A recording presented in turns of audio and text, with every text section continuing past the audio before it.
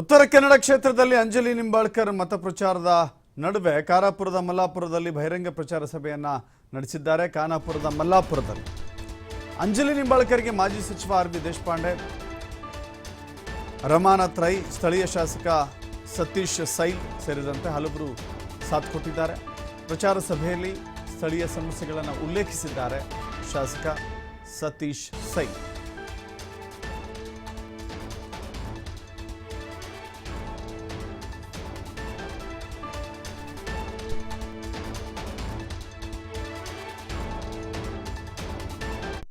ನಾವು ಇಲ್ಲಿ ಒಂದು ಕೆಲವು ಹೋರಾಟವನ್ನು ಮಾಡಿದ್ದೇವೆ. ನಮ್ಗೆಲ್ರಿಗೂ ಗೊತ್ತು. ಕೈಗಾದಲ್ಲಿ ನಮ್ಮ ಇಲ್ಲಿಯ ಜನರಿಗೆ ಬಹಳಷ್ಟು ಅನ್ಯಾಯ ಆಗ್ತಾ ಇತ್ತು. ಡ್ರೈವರ್ಗಳಿಗೆಲ್ಲ 12,000 13,000 ಸಂಬಳ ಕೊಡ್ತಿದ್ರು. ಆಮೇಲೆ ಕಾಂಟ್ರಾಕ್ಟರ್ಸ್ ಪೇಮೆಂಟ್ ಅನ್ನ ಕೆಲವರು ಕೊಡುವುದಿಲ್ಲ. ಕೆಲವರು ಆವಾಗ ನಾವು ಪ್ರತಿ ಟೈಮ್ನಲ್ಲಿ ಹೋಗಿ ಸುಮಾರು 8 ಗಂಟೆ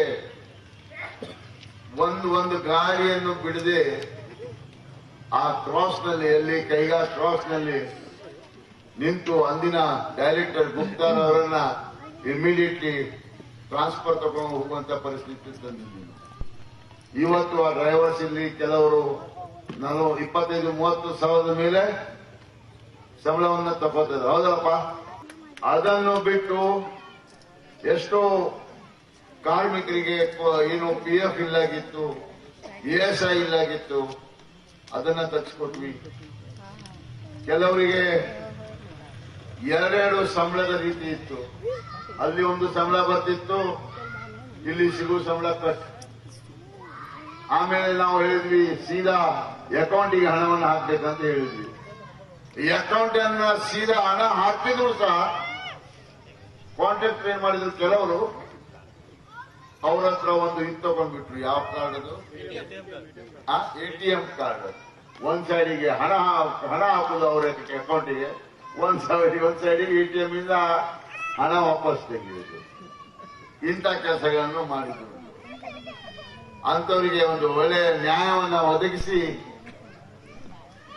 ಇವತ್ತು ನಮ್ಗೆ ತಾವೆಲ್ಲರೂ 23 ಮೇ 10ನೇ ತಾರೀಕಿಗೆ ನಡೆದಂತಹ ಚುನಾವಣೆಯಲ್ಲಿ ನನ್ನನ್ನ ಹೆಚ್ಚಿನ ಮತಗಳನ್ನ ಗಳಿಸಿಕೊಟ್ಟಿದ್ರಿ. ಆದ್ರೆ ಇದನ್ನು ನಾನು ಮರಲಿಕ್ಕೆ ಸಾಧ್ಯ ಇಲ್ಲ. ಮತ್ತೆ ಇದ್ರ ಬಗ್ಗೆ ನಾನು ನನ್ನ ಅಭಿನಂದನೆಯನ್ನು ಸಹ ತಮಗೆ ವ್ಯಕ್ತವಾಗಿ ಕೊಡಲಿಕ್ಕೆ ಇಚ್ಛಿಸ್ತೇನೆ. ಇಲ್ಲಿಯ ಕಷ್ಟ ಅಂತ ಹೇಳಿದ್ರೆ, ಕೈಗಾ ಇವತ್ತು ಅನುಸ್ಥಾವರ ಬಂದು ಸುಮಾರು 15-20 ವರ್ಷ ಆಯ್ತು. 25 ವರ್ಷ, 25, 30, 29 ವರ್ಷ ಆಯ್ತು. ಆದ್ರೆ ಇಲ್ಲಿಯ ಸ್ಲಮ್ಗೆ ಏನು ಬೆಲೆ ಕೊಡ್ತಾ ಇಲ್ಲ. ನಾವು ಹೇಳಿದ್ವಿ ಅವರಿಗೆ ಪ್ರತಿ ವರ್ಷಕ್ಕೆ ಒಂದು 25-30 ಮನೆಗಳನ್ನ ಕಟ್ಕೊಡಿ CSR ಫಂಡ್ ನಲ್ಲಿ. स्लम आहे सगळे, फुल स्लम आहे, टोटली स्लम. म्हणजे असंच इकडे घर, याच्या बाथरूमाचं पाणी त्याच्या बाथरूम. ಹೌದಲ್ಲಮ್ಮ? ಲಕ್ಷ್ಮೀನಗರ್ ನಾವು ಅದನ್ನ ಪ್ರತಿ ವರ್ಷಕ್ಕೆ ಅವ್ರಿಗೆ CSR ಫಂಡ್ ನಲ್ಲಿ ಒಂದು ಎಷ್ಟು ಮನೆಗಳನ್ನ ನಿಗದಿತ ಫಿಕ್ಸ್ ಮಾಡಿಸ್ಕೊಂಡು ಆ ಮನೆಗೆ ಜಾಗನೂ ಕೊಡ್ತೇವೆ ಅಂತ ಹೇಳಿದ್ವಿ ಸರ್ಕಾರದಿಂದ.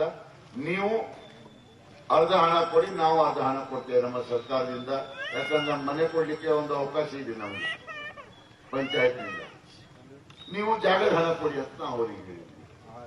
ಅವರು ನಾವು ಬರಿತೇವೆ ಅಂತ ಬರಿತಾ ಇದ್ದಾರೆ. ಇನ್ನು ಮುಂದಿನ ದಿನಗಳಲ್ಲಿ ಇವತ್ತು ನಾವೆಲ್ಲ 4 ಜನ ಆರಿಸ್ಕೊಂಡ್ ಬಂದಿದ್ದೇವೆ ನಮ್ಮ 6 ಸೀಟ್ನಲ್ಲಿ.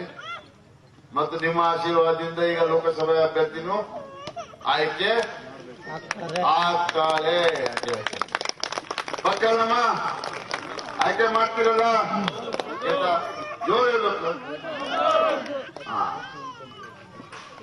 ಇದನ್ನು 10 ಬೂತ್ನಲ್ಲಿ ನಿಮಗೆ ಈ ಒಂದು ಕೆಲಸವನ್ನು ನಾವು ಖಂಡಿತ ಮಾಡಿಕೊಡ್ತೇವೆ.